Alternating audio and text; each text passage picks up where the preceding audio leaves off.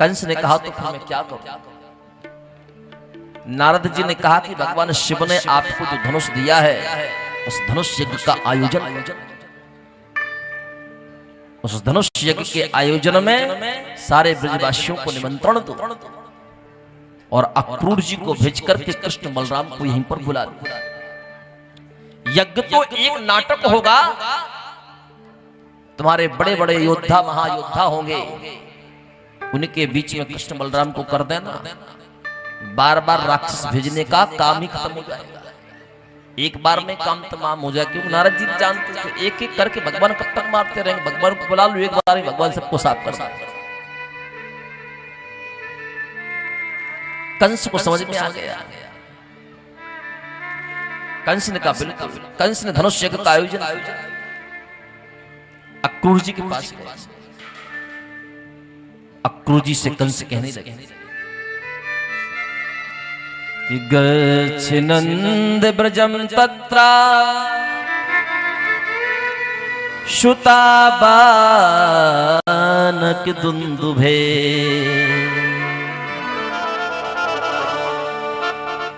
आसाते ताबिहानेना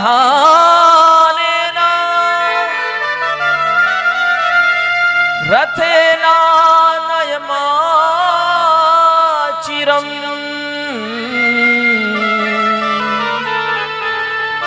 आसाते ताबिहानेना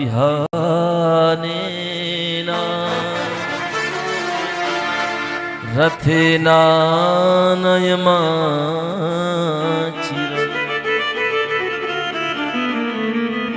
हे तुम वृंदावन जाओ, जो नंद के यहां पर दो बालक पल रहे हैं, वो दोनों बालक वसुदेव और देवकी के पुत्र हैं। तुम उन्हें यहां पर लेकर के आओ। अक्रूर जी ने कहा कि मैं उनको लेकर के आऊंगा तो आप क्या करोगे? कंस ने कहा कि एक बार में ही हम दोनों को समाप्त कर देंगे। अक्रूर जी ने कहा कि मैं ये कार्य करने के लिए वृंदावन नहीं जाऊंगा, मैं कृष्ण बलराम का सगा काका हूं। अभी तक तुम्हारे भय के कारण मैंने कृष्ण बलराम को अपनी आंखों से देखा भी नहीं कि कहीं मैं उनके पास जाऊं तो तुमको पता लग जाएगा। जब आज पहली बार मैं कृष्ण बलराम के पास जाऊं और उनको लाकर के काल के सामने खड़ा कर दूं, ये कार्य मैं नहीं कर सकता। कंस ने अपनी तलवार निकाल ली। नहीं, कंस ने कहा सुनो, मुझे ना सुनने की आदत नहीं है। जो काम मुझे कृष्ण बलराम का करना है, उनसे पहले वो काम मैं तुम्हारा कर दूंगा। तुम अपने प्राण सुरक्षित चाहते हो तो वृंदावन जाओ और कृष्ण बलराम को लेकर के आओ। अक्रूर जी भयभीत हो गए। अक्रूर जी चले गए। रथ की तैयारी, रथ चलने लगा। मथुरा से वृंदावन की ज्यादा दूरी नहीं है। मथुरा से वृंदावन की दूरी मात्र 10 किलोमीटर की है। लेकिन अक्रूर जी मन में विचार कर रहे हैं कि मैं कृष्ण बलराम के सामने जाकर के क्या कहूं? क्या कृष्ण बलराम मुझे पहचाने? ये मन में विचार करते करते अक्रूर जी चल रहे हैं। यहां पर भगवान श्री कृष्ण बलराम श्री ब्रजवासियों के साथ गैया चराने के लिए आए। आज भगवान उदास हैं। आज भगवान किसी से बोलते भी नहीं। भगवान के आंखों से थोड़े थोड़े आंसू निकल रहे हैं। बलराम जी आए। बलराम जी ने कहा लाला, आज सुबह से तू उदास है, तेरी आंखन में आंसू है, तू काय को रो रहा है? तेरे रोने को कारण क्या है? भगवान कहने लगे दाऊ भैया, आप तो सब जानते हो, मैं आपको क्या बताऊं?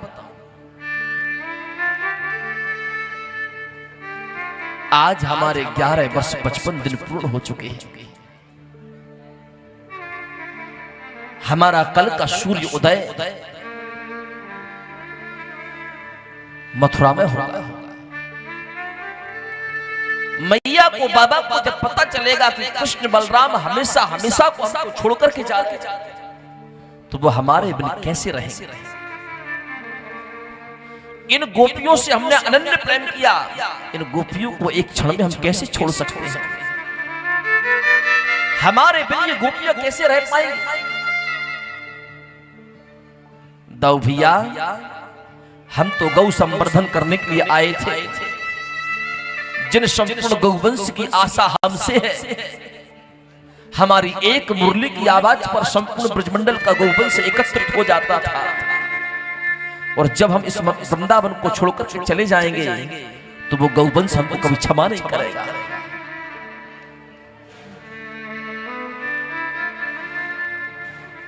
इतना भगवान जैसे ही बलराम जी से कह रहे थे, एक ब्रजवासी ने भगवान श्री कृष्ण की इस बात को सुन ली।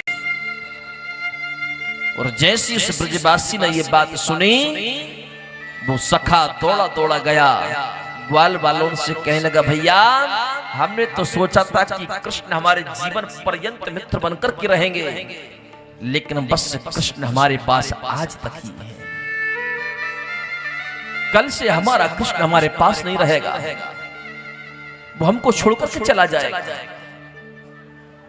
जैसी उस सखा से संपूर्ण ब्रजवासियों ने बात सुनी, सारे के सारे ब्रजवासी रोने लगे, दौड़े दौड़े गोपियों के पास गए, गोपियों से कहने लगे, अरे सखी, जिन श्याम सुंदर ने तुम्हारे साथ महाराज की लीला की, वो श्याम सुंदर सुबह होते ही तुम सबको छोड़कर के चले जाएंगे। अब वो श्याम सुंदर यहां पर नहीं रहेंगे। अगर तुम रोकना चाहो तो जाकर के रोक लो। जैसे गोपियों ने ये कृष्ण के जाने का समाचार सुना, गोपियों के अंतर मन के दीप बुझ गए।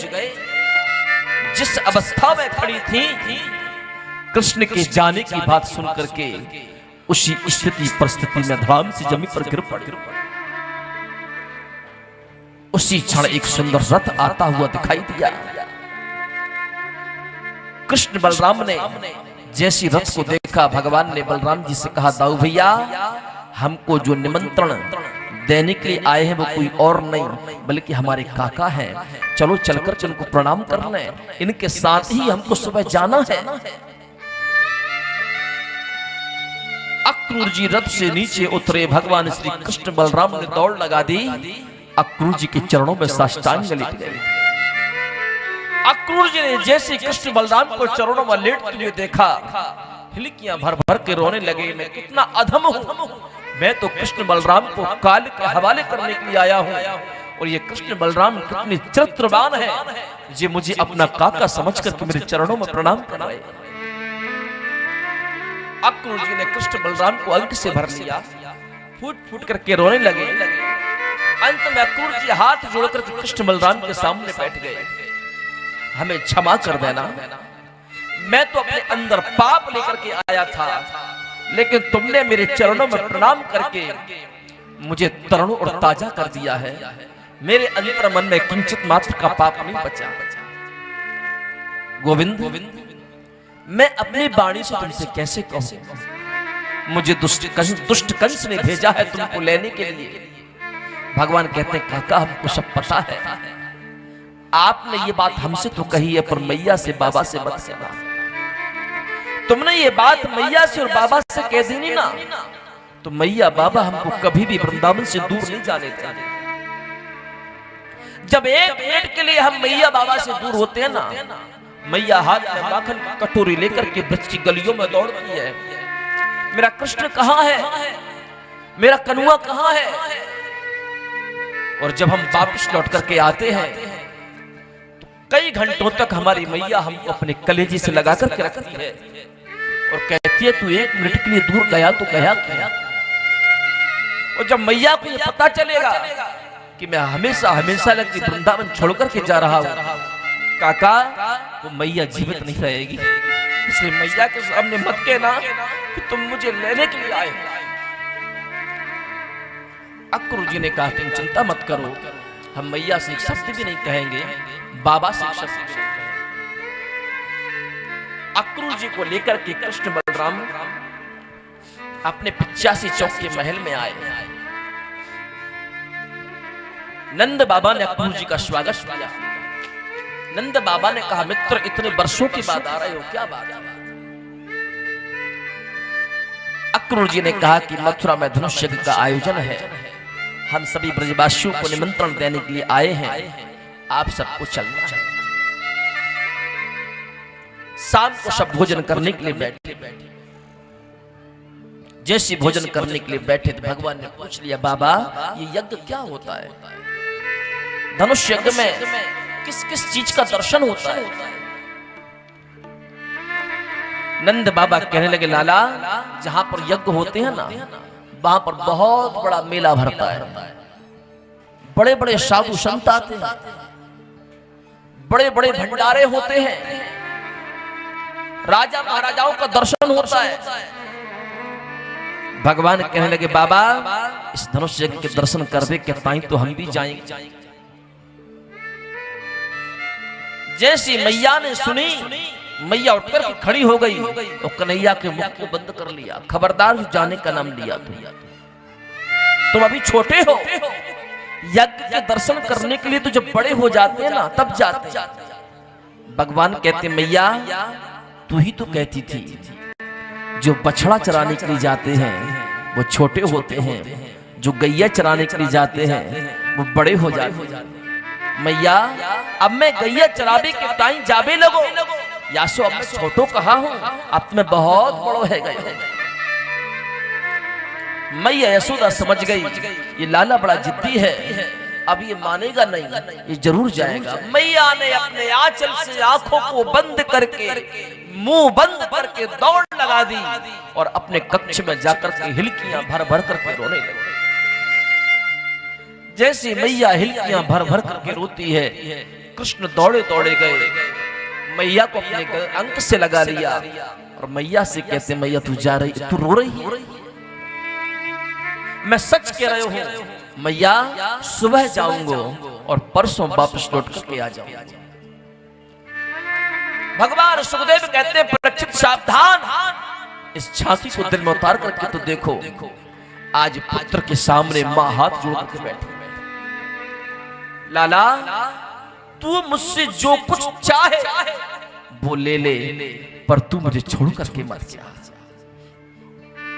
कहीं तूने जाने का निर्णय इसलिए तो नहीं ले लिया कि मैंने उस दिन तुझे उखल से बांध दिया था तो तू मेरे से नाराज हो गया हो और इसलिए तूने मेरे से दूर जाने का निर्णय ले लिया हो? लाला यदि मैंने उस दिन उखल से तुझे बांध दिया था, यदि उस गलती को तेरे मन में अगर क्षोभ हो, मैं तुझसे क्षमा याचना करती हूँ। जीवन में तुझे कभी भी नहीं बांधूंगी, कभी भी ताड़ना नहीं दूंगी, पर तू मुझे छोड़ कर मत जा। भगवान कहते, नहीं मैया ऐसी कोई बात नहीं, मैं सच कह रहा हूं मैया, परसों वापस लौट करके आ जाओ। मैया समझ गई ये नहीं मानेगा। मैया ने कृष्ण के हाथ को पकड़ लिया और कहने लगी, लाला एक बात कहूं, जब तू छोटो सो था ना, एक ज्योतिषी आयो, बात ज्योतिषी ने तेरी हस्तरेखा देखी थी, बात ज्योतिषी ने तेरी हस्तरेखा देख करके हमसे कही थी, यशोदा एक दिन तेरो लाला बहुत अमीर आदमी बने, एक दिन तेरो लाला बहुत धनवान आदमी बनेगा, लेकिन जिस दिन इसका बड़ा आदमी बनने का समय आएगा, ये तुमसे हमेशा हमेशा के लिए दूर हो जाएगा। लाला मुझे उस ज्योतिषी की याद आ गई, आज तुम उससे दूर जा रहा है तो तेरा बड़ा आदमी बनने का समय आ गया। लाला तेरे सामने हाथ जोड़ के प्रार्थना करती हूं, जब तू बड़ा आदमी बनेगा तो स्वाभाविक है जो लोग बहुत बड़े आदमी हो जाते हैं उनको 10, 25, 50 नौकरों को रखने की जरूरत पड़ती है। मैं सच कह रही हूं, मैं कभी किसी से भी नहीं कहूंगी कि तू मेरा बेटा है और मैं तेरी मैया भैया। मैं कभी किसी से नहीं कहूंगी कि ये इसके बाबा है और ये इसका बेटा है। लाला, जब तू बड़ा आदमी बन जाए तुझे नौकरों की जरूरत पड़े, 2 जगह खाली रखना, एक तेरी मैया के लिए और एक तेरे बाबा के लिए। हम नौकर बनकर के रहने को तैयार हैं, पर तुझसे दूर होकर के हम जी नहीं सकते। हम नौकर बनकर के जीवन पर्यंत तेरे पास। इतना कह करके मैया मूर्छित होकर के जमीन पर गिर पड़ी। भगवान ने मैया को उठाया कि मूर्छा दूर करी। अक्रूर जी आ गए। अक्रूर जी ने कहा सुबह हो गई, जल्दी चलो, शीघ्रता से मथुरा पहुंचना। कृष्ण बलराम ने श्रृंगार किया। दोनों भाई एक पीतांबर धारण किए हैं, एक नीलांबर धारण किए हैं। अपने मुख्य द्वार से बाहर निकलते हैं। मुख्य द्वार से बाहर निकल करके देखा 80,000 गोपियां कृष्ण के मार्ग को रोकने के लिए खड़ी हुई। हम तुमको नहीं जाने चाहते, हम देखते हैं आज तो हमको छोड़कर के कैसे जाओ।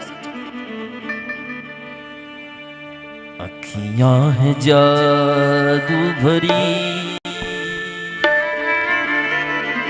अखियां है जादू भरी, बिहारी मैं तो कब से खड़ी तेरी। अखियां है जादू भरी, बिहारी मैं तो कब से खड़ी।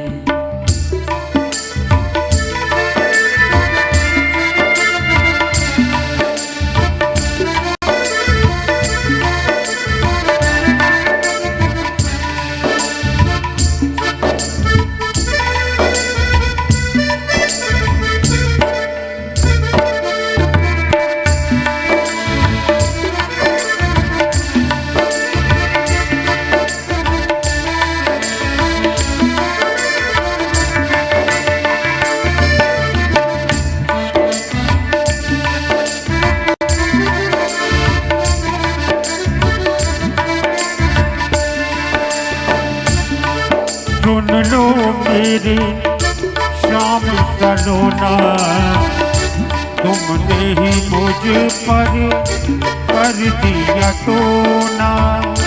सुन लो मेरे श्याम सलोना, तुमने ही मुझ पर कर दिया टोना।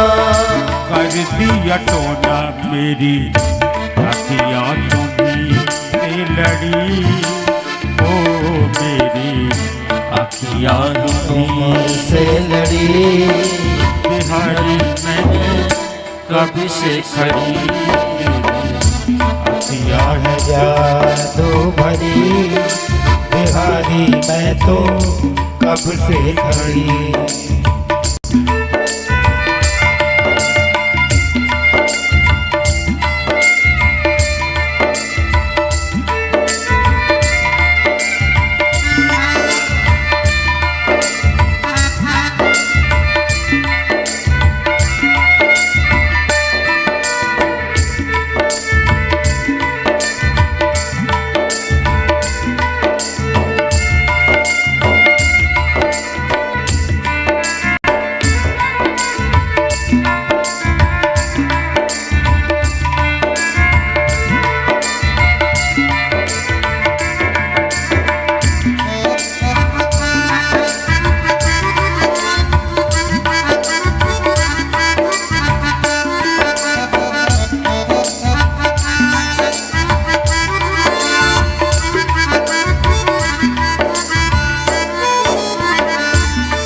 तुम सा ठाकुर और न पाया, तुमसे ही मैंने नेहा लगाया।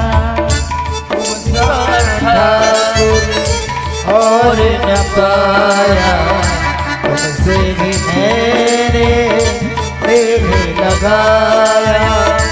नेहा लगाया मैं तो तेरे द्वार पे पड़ी, हो मैं तो तेरे द्वार पड़ी बिहारी मैं तो कब से खड़ी तेरी याद जादू भरी बिहारी मैं तो कब से खड़ी।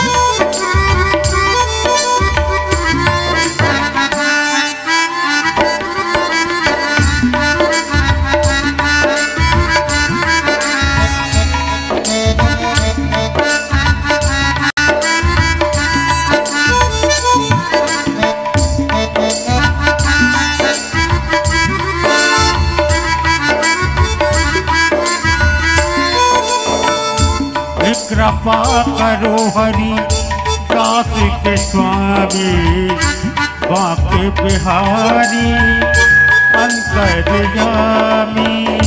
कृपा करो हरि दास के स्वामी बाके बिहारी अंतर्यामी।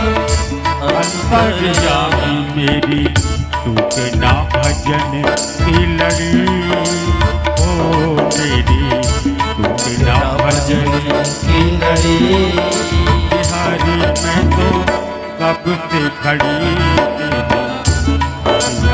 जादू भरी बिहारी मैं तो कब से खड़ी। बिहारी मैं तो कब से खड़ी बिहारी मैं तो कब से खड़ी। भगवान समस्त गोपियों के सामने हाथ जोड़ करके कहते हैं कि हमको यहाँ से जाने हे किशोरी जी, आप तो भली भांति जानती हो शरीर दो है, वस्तुतः हम एक हैं। यदि हम संपूर्ण जीवन पर्यंत ब्रजमंडल में रहेंगे तो शेष लीलाएं हम कब और कैसे और कहां करेंगे। जैसे ये बात भगवान ने किशोरी जी से कहा तो इतना सुनकर के किशोरी जी मार्ग छोड़कर के एक तरफ खड़ी हो गई। किशोरी जी को एक तरफ होते हुए जैसे गोपियों ने देखा तो गोपियों ने भी मार्ग छोड़ दिया। कृष्ण बलराम जाकर रथ में बैठे, रथ चलने लगा। गोपियां टक टक लगाकर उस रथ को देख रही हैं, कहीं कृष्ण को हमारी याद आ जाए, वापस लौट करके आ जाए। धीरे धीरे कृष्ण बलराम का दर्शन होना बंद हो गया, केवल रथ दिखाई दे रहा है। अब रथ को देख रही हैं। काश रथ को हमारी विरह वेदना पर तरस आ जाए तो रथ का पहिया टूट जाए, कुछ क्षण के लिए कृष्ण बलराम वहां पर रुके और हम उनका थोड़ी देर दर्शन और करें। धीरे धीरे रथ दिखना बंद हो गया, रथ की ध्वजा दिखने लगी। गोपियों के मन में एक भाव है, कहीं ये ध्वजा टूट करके नीचे गिर जाए और कृष्ण बलराम रथ को रोक करके ध्वजा उठाने के लिए आए तो एक झलक हम उनका और दर्शन कर लें। ध्वजा दिखना भी बंद हो गई। सारी की सारी गोपियां फूट फूट करके रो पड़ी। कृष्ण तो बड़ा निर्दयी है, हमको तड़पती विलखती रोती हुई छोड़ करके चला गया। उसी क्षण एक कौवा आया और एक वृक्ष की डाली पर बैठ गया। सारी की सारी गोपियों की ओर से एक गोपी उस कौवा से कहती है, रे कौवा, कागा नर्तन खाइयो, चुन चुन खइयो मांस, दोने नामत खाइयो, श्याम मिलन किया। रे कौआ, ये शरीर अब हमारे किसी काम का नहीं रहा। जब कृष्ण ही हमसे दूर चले गए तो इस देह को लेकर के हम क्या करेंगे? इसलिए इस शरीर को तुम अपना भोजन बना लो। पेट भर के भोजन करो, सिर्फ इन आंखों को मत खाना, आंखों को छोड़ देना। यदि गलती से श्याम सुंदर लौट करके आए तो कम से कम इन आंखों से उनका पुनः दर्शन तो कर सके।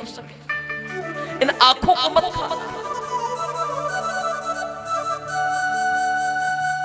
यमुना में अक्रूर जी ने स्नान किया। अक्रूर जी के मन में भी संदेह था। भगवान ने यहाँ पर अक्रूर जी का संदेह दूर किया। जैसे अक्रूर जी ने यमुना जी में डुबकी लगाई, जिन कृष्ण बलराम को रथ में छोड़कर के आए थे, उन्हीं कृष्ण बलराम का दर्शन अक्रूर जी ने यमुना जल के अंदर किया। अक्रूर जी यमुना जी के बाहर निकले, उन्हीं कृष्ण बलराम को रथ पर मुस्कुराते हुए देखा। अक्रूर जी ने यमुना जी में पुनः डुबकी लगाई तो साक्षात भगवान श्री कृष्ण को नारायण के रूप में देखा और बलराम जी को शेषनाग के रूप में देखा। अक्रूर जी को विश्वास हो गया कि अब एक कंस क्या, करोड़ों कंस भी आ जाएं, तब भी मेरे कृष्ण बलराम का बाल बांका नहीं कर सकते। अक्रूर जी ने कृष्ण बलराम को नमन किया, रथ को आगे बढ़ाते हुए मथुरा